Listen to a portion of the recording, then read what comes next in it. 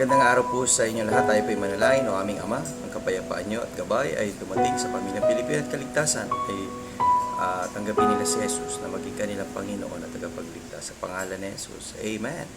Nais nating pagpatuloy ang ating pag-aaral sa 2 Thessalonians chapter 2 and verse 5. Remember you that when I was with you, I told you these things. Well, sabi nga ni Apostle Paul na nung ako'y kasama pa ninyo, ako hindi nagpabaya, ako'y nagbigay ng mga gabay sa inyo, paalala na tanggapin ninyo si Jesus na maging inyong Panginoon na tagapagligtas. Kaya nga ganoon din ngayon, sa panahon na ito, ay patuloy tayong nagpapahayag na kung sino pang hindi tumatanggap sa ating Panginoon Jesucristo, tanggapin nyo na po siya na maging inyong Panginoon na tagapagligtas at tumalikod na kayo sa kasalanan at sumunod sa kanyang kalooban. Okay? See you again tomorrow sa ating Strong Family Prayer and Exhortation.